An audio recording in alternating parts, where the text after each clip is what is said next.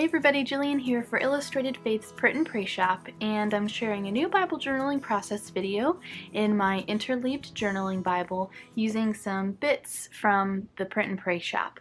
So I've had a lot of fun over the last several weeks reading through the book of Deuteronomy, and I'll just flip through some of my pages here, just jotting down some takeaways and things that jump out to me.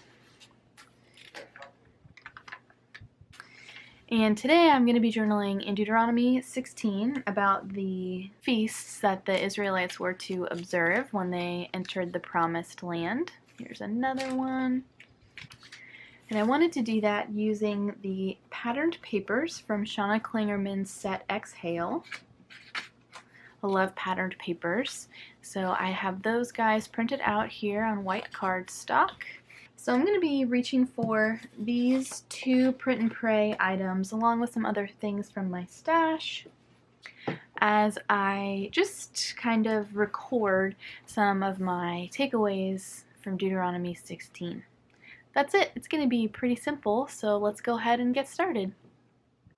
First, I'll start by cutting circles from each one of the 6 different patterned papers, and I want them on my page with the largest on the bottom, so I'll start by cutting the largest ones and then working my way up to smaller ones at the top of the page, and kind of scattered. You'll see in a minute what I'm talking about.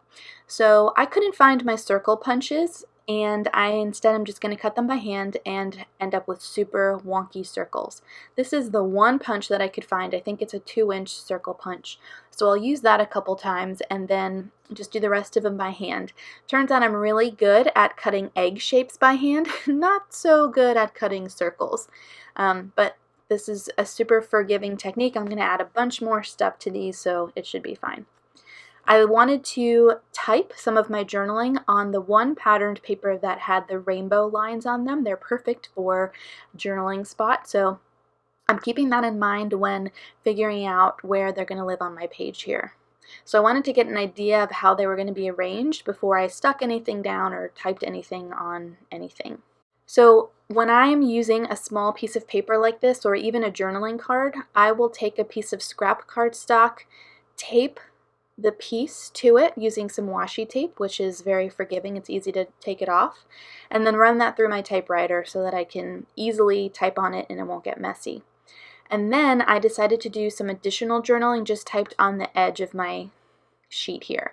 So these notes that are in my journal, I just transferred via typewriter onto these journaling spots. And you'll notice that I used some of the big story wonky circle journaling spots here just to mix it up. So it wasn't so much pattern on my page. So you can see here I have the largest ones on the bottom, and then they work their way up to the smallest. So for this one, I wanted to cut my journaling into 4 strips, and then I'm just going to adhere that onto this blue circle. I left a few hanging over the edge, so I'll just trim off the excess and then put my title going vertically up the side of my page, again using bits from the Big Story Part 1 journaling kit. So these are the yellow pepper alphas. And these elements are available a la carte currently in the Illustrated Faith shop. So if you missed out on the devotional kit in its entirety, it's okay. Those pieces are still there.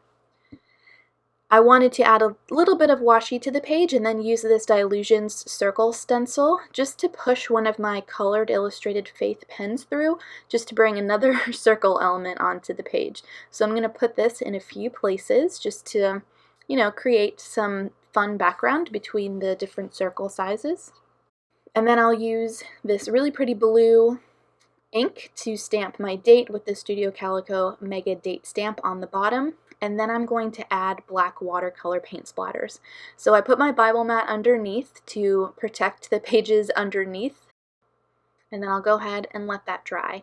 I had this heart sitting on my desk. This is from the Wholehearted devotional kit, and the color just went really well, and I thought it went well with what I was journaling about, so I added that there with some tape.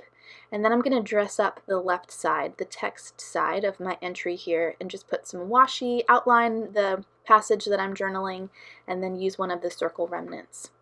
I love this stamp set from Elaine Davis. I can't wait to really play with it. For now, I stamped the word free on that fabric heart, and then I'm going to write some additional journaling. So when reading through here, what stood out to me was the reason God gives them for observing the Passover feast, the Feast of Weeks, and the Feast of Booths. The end of 16 verse 3 says that all the days of your life you may remember the day when you came out of the land of Egypt.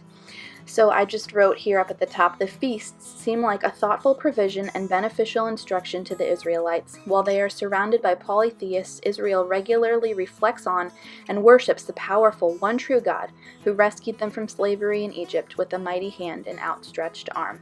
This page was so fun to make. Here's a finished look, and if you want to pick up the patterned papers from Shauna Klingerman's Exhale print and pray set, and or the Big Story Part 1 a la carte items, I've got those linked down in the video description below for you. I hope you guys have a great rest of your weekend. I'll see you soon.